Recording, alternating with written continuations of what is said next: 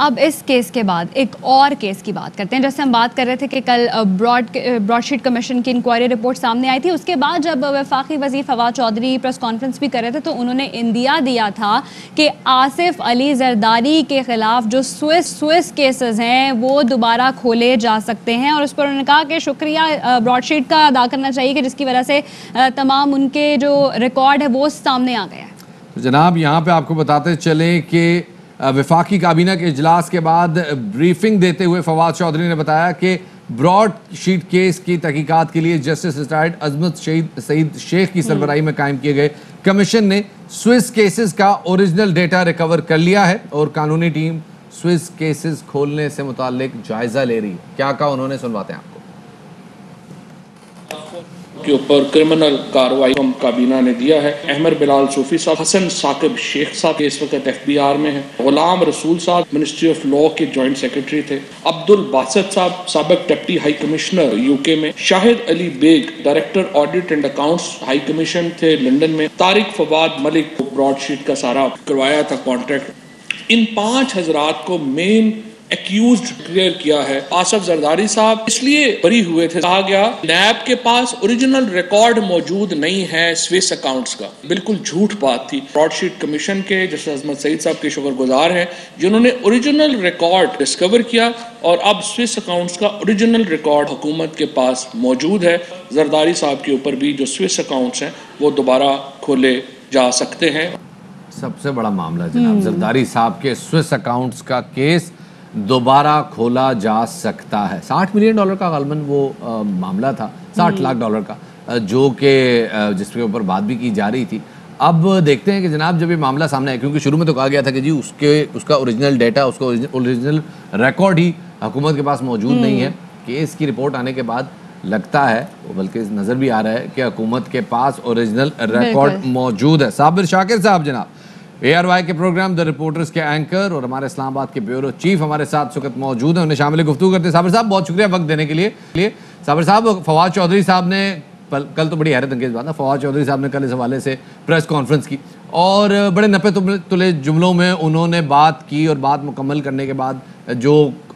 Crux ہے وہ یہ ہے کہ آصف زرداری صاحب کے خلاف کیس کی تحقیقات دوبارہ شروع ہو سکتی ہے. آپ کا ورژن جاننا چاہیں گے جناب. دیکھیں یہ پروگرام شروع تو ہو سکتی ہیں, اس میں تو کوئی حکومت کا اختیار ہے, حکومت وقت کا, لیکن اس کا نتیجہ کیا نکلے گا مجھے نہیں لگتا کہ اس کا نتیجہ کوئی ماضی سے مختلف نکلے. اس کی وجہ یہ ہے کہ یہ معاملہ بہت ساری عدالتوں سے ہوتا ہوا ڈسپوز آف ہو چکا ہے, اور آپ نے ماضی میں بھی دیکھا ہوگا کہ حدیبیہ پیپر ملز کا ایک کیس آیا تھا,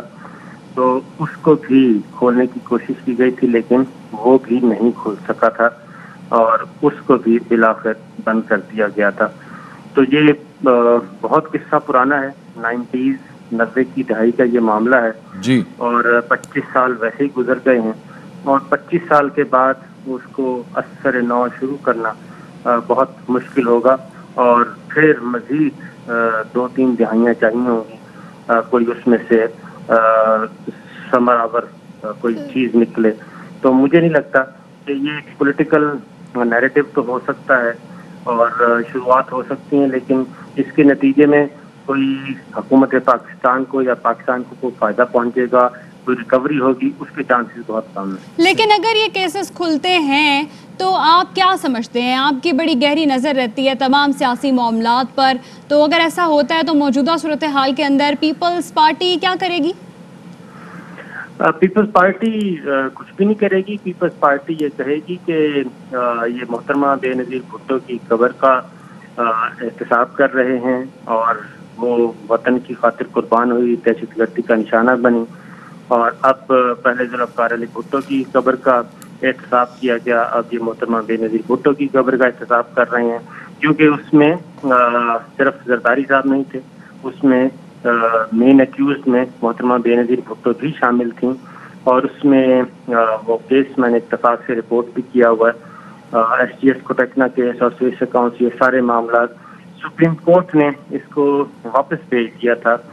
جب یہ justice Malik Qayyum and company, یہ جسٹس ملک قیوم کے ساتھ ٹیلی فونک کال بھی جی آئی تھی شہباز شریف صاحب اور احتساب الرحمان اور سیف الرحمان جسے کہتے تھے،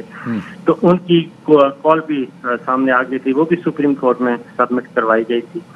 تو یہ ساری چیزیں صابر صاحب بڑی پرانی بات ہے یہ، لیکن اگر حکومت فیصلہ کرتی ہے کہ جی کچھ بھی ہے، ہمیں تو ہمارا نعرہ احتساب ہے، ہمارا نیریٹو احتساب ہے، ہم تو جائیں گے کورٹ میں، تو آپ کو لگتا ہے کہ کیا حکومت کے اس فیصلے کے بعد وہ پی ڈی ایم جو ناراض ہوئی ہوئی ہے آپس میں، ان میں وہ جو کٹی ہے وہ دوبارہ سے صلح میں تبدیل ہو سکتی؟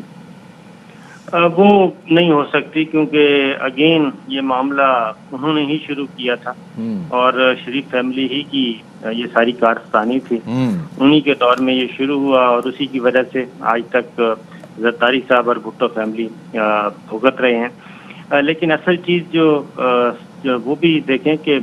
اس کیس کے دوبارہ کھلنے سے کیا حاصل ہوگا، وہ بھی براڈ شیٹ کمیشن میں جسٹس عظمت سعید شیخ صاحب نے لکھ دیا ہے. انہوں نے کہا ہے کہ ابھی بھی بھیڑیے موجود ہیں اور ابھی بھی اداروں میں، وزارتوں میں، ہر جگہ لوگ بیٹھے ہیں جو کرپشن کو اور کرپٹ مافیاز کو کور کرتے ہیں اور ان کو تحفظ دیتے ہیں، اور ابھی بھی ان کو ریکارڈ نہیں دیا گیا. تو یہ ساری چیزیں اس کمیشن کی رپورٹ میں بھی درج ہیں کہ اگر یہ کیس کھلتا ہے تو اس کا نتیجہ کیا نکلے گا. صحیح. تو سر وہ جو باتیں ہو رہی تھیں کہ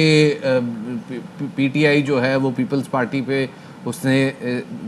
گیلانی صاحب کی لیڈر آف اپوزیشن منتخب ہونے کے بعد ذرا اپنی لائن نرم کر لی ہے، وہ محض ایک سیاسی تاثر ہے یا آپ کو لگتا ہے کہ آنے والے دنوں میں بھی کچھ حکومت جو ہے اس کی پیپلز پارٹی کے حوالے سے کچھ لائن نرم رہے گی؟ نہیں، وہ تو ایک دوسری حقیقت ہے اور اس میں کوئی شبہ نہیں کہ پاکستان پیپلز پارٹی اور پاکستان تحریک انصاف مستقبل میں پارلیمان کے اندر بیہیو کریں گے اور جو بھی قانون سازی ہوگی، کانسٹیٹیوشنل ریفارمز ہوں گی، ان پہ پیپلز پارٹی پازیٹیو رسپانس دے گی اور اس میں کسی قسم کا کوئی رخنہ نہیں ڈالے گی اور اس پارلیمانی نظام کو مضبوط کرے گی اور اس کو گارنٹی فراہم کرے گی کہ یہ اپنا وقت پورا کرے. اس میں پھر مسلم لیگ نواز کے ساتھ وہ نہیں جائے گی. ٹھیک ہے. صابر شاکر ہمارے ساتھ موجود تھے اور اس حوالے سے گفتگو کر رہے تھے، بہت شکریہ.